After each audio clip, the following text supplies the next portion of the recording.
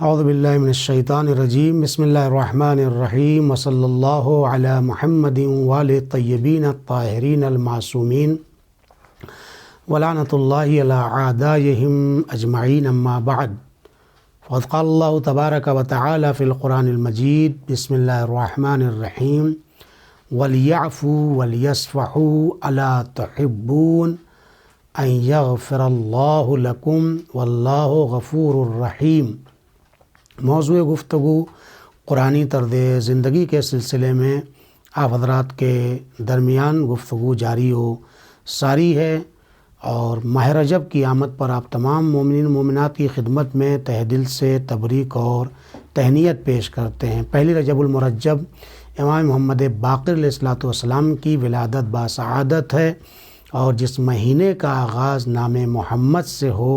یقیناً اس مہینے میں برکت ہی برکت انسان کو میسر ہوگی۔ خداوند متعال نے قرآن مجید میں ارشاد فرمایا ہے سورہ بقرہ میں،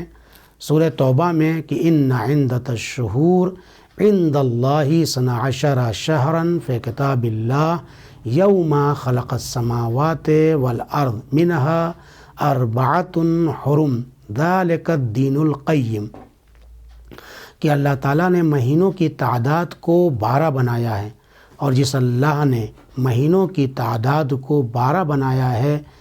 اسی اللہ نے انہی 12 مہینوں میں 4 مہینوں کو محترم اور مقدس بنایا ہے۔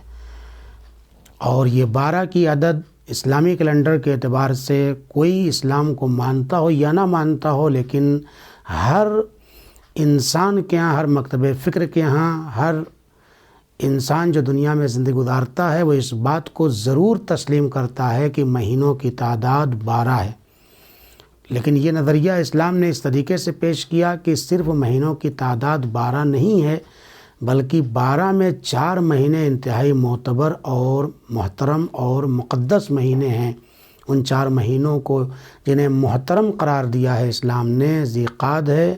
ذی الحجہ ہے، اور محرم ہے، اور رجب المرجب ہے۔ امام محمد باقر علیہ السلام نے اس آیت کی تفسیر میں فرمایا ہے کہ 12 مہینے سے، یہاں پر 12 سے مراد ہم 12 اماموں کی امامت کا اقرار کرنا اور اس کا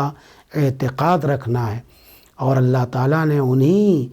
12 اماموں میں 4 علی کو بھی منتخب کیا ہے۔ ہمارے 12 اماموں میں 4 اماموں کا نام علی ہے، جن میں سے آخری علی 5 رجب المرجب کو پیدا ہوئے ہیں، جن کو امام علی نقی ہادی علیہ السلام کے نام سے جانا جاتا ہے۔ لہذا یہ محترم اور مقدس مہینہ ہے، لہذا اس محترم مہینے میں آپ کے سامنے قرآنی طرز زندگی کے حوالے سے گفتگو کر رہے ہیں۔ قرآنی لائف اسٹائل میں اور قرآنی طرز زندگی میں ایک بات کو ہمیشہ متوجہ کیا گیا ہے، وہ یہ ہے کہ وَلْيَعْفُوا وَلْيَصْفَحُوا، کیا تم نہیں چاہتے ہو کہ اللہ تمہارے گناہوں کو معاف کر دے؟ اگر تم یہ چاہتے ہو، تمہیں اس بات کو پسند تم کرتے ہو کہ اللہ تمہارے گناہوں کو معاف کرے، تو تمہیں بھی چاہیے کہ تم لوگوں کے گناہوں کو معاف کرو اور لوگوں سے درگزشت کرو اور انہیں عفو کر دو، معاف کر دو۔ واللہ غفور الرحیم، اور اللہ انسانوں کے گناہوں کو معاف بھی کرنے والا ہے، غفار بھی ہے، اور رحیم بھی ہے، اور بہت زیادہ مہربان اور رؤوف بھی ہے۔ فَإِنْ عَاقَبْتُمْ فَعَاقِبُوا بِمِثْلِ مَا عُوقِبْتُمْ بِهِ وَلَئِنْ صَبَرْتُمْ فَهُوَ خَيْرُ الصَّابِرِينَ، اگر تم ان کے ساتھ سختی بھی کرو تو اتنا ہی سختی کرو جتنا انہوں نے تمہارے ساتھ سختی کی ہے، لیکن اگر تم سختی مت کرو بلکہ صبر کا مظاہرہ کرو تو بہرحال صابرین کے لیے صبر کرنا یہ بہت ہی اچھی بات ہے۔ اصل انتقام خدا لینے والا ہے۔ وَإِن تَنَازَعْتُمْ فِي شَيْءٍ فَرُدُّوهُ إِلَى اللَّهِ وَإِلَى الرَّسُولِ، اگر تمہارے درمیان کسی بات پر تنازع ہو جائے، لڑائی جھگڑا ہو جائے، اختلاف ہو جائے، انتشار ہو جائے، تو تم اس معاملے کو خدا کی طرف پلٹا دو اور اسے معاف کر دو، اسے درگزر کر دو اور اس معاملے کو خدا کی طرف پلٹا دو۔ یقینی طور پر جب انسان معاملے کو خدا کے حوالے کر دے گا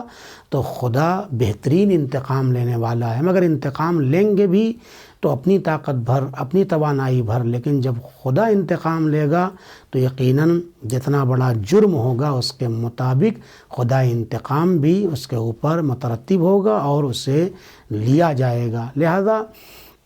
در حقیقت قرآنی طرز زندگی میں انتقام لینا یہ بہت زیادہ محبوب نہیں ہے۔ توانائی اور طاقت کے باوجود انسان ایک دوسرے کو معاف کرے، لیکن یہ بات عام طور سے معمولاً مومنین اور آپس میں مسلمانوں کے لیے ہے، ورنہ قرآن نے اشداء علی الکفار کی گفتگو بھی کی۔ اگر کافر ہیں اور دشمن ہیں، دشمن دین ہیں، تو ان کے مقابلے میں تمہیں سرسخت ہونا چاہیے، اور وہاں انتقام کی بات آتی ہے۔ جب پیغمبر اکرم کا تعارف امیر المومنین علیہ الصلوۃ والسلام نے فرمایا تو آپ نے کہا کہ انک لعلی خلق عظیم، پیغمبر کی ذات والا صفات اس قدر با اخلاق تھی کہ آپ اخلاق کے اعلیٰ ترین درجے کے اوپر فائز تھے، یہاں تک کہ جب آپ کے اس اخلاق اور کردار کی عکاسی کی گئی تو فرمایا کانا خلقہ قرآن، در حقیقت جس کا اخلاق ہی قرآن تھا،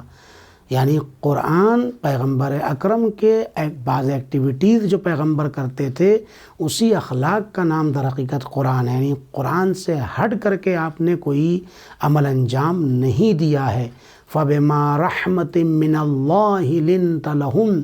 وَلَوْ كُنْتَ غَلِيظَ الْقَلْبِ لَانفَضُّوا مِنْ حَوْلِكَ فَاعْفُ عَنْهُمْ وَاسْتَغْفِرْ لَهُمْ وَشَاوِرْهُمْ فِي الْأَمْرِ وَشَاوِرْهُمْ بِالْأَمْرِ۔ یہ قرآن کریم کی آیت کریمہ میں اس بات کی طرف اشارہ کیا گیا ہے کہ پیغمبر، یہ اللہ کی مہربانی ہے کہ تم ان لوگوں کے ساتھ نرم ہو اور نرمی سے پیش آتے ہو، اور انتہائی مہربانی کے ساتھ تم ان کے ساتھ پیش آتے ہو۔ اگر تم بدمزاج ہوتے یا تمہارے کردار میں ذرا سی سختی ہوتی، سخت دل ہوتے، تو یہ لوگ تمہارے پاس نہ پھڑکتے بلکہ تمہارے پاس سے راہ فرار اختیار کر جاتے اور تم سے جدا ہو جاتے۔ یہ لوگوں کا تمہاری طرف جذب ہونا، آپ کی طرف لوگوں کا آنا اس بات کی دلیل ہے کہ آپ انتہائی نرم اور انتہائی مہربانی کے ساتھ لوگوں کے ساتھ پیش آتے تھے۔ اور پھر پیغمبر سے کہا گیا فاعف عنہم، اے پیغمبر آپ لوگوں کو معاف کر دیجئے، واستغفر لہم، اور ان کے لیے استغفار کرتے رہیے، اور کام کے اندر لوگوں سے مشورہ لیجئے۔ ایک مشکل ہمارے سماج اور معاشرے کی یہ ہے کہ ہم نے قرآنی طرز زندگی کو اپنے سے الگ کر دیا ہے بعض مقامات پر۔ مثال کے طور پر استخارے کی اہمیت ہے، لیکن استخارے کے موارد ہیں، استخارے کے طریقے ہیں، استخارے کے اصول ہیں،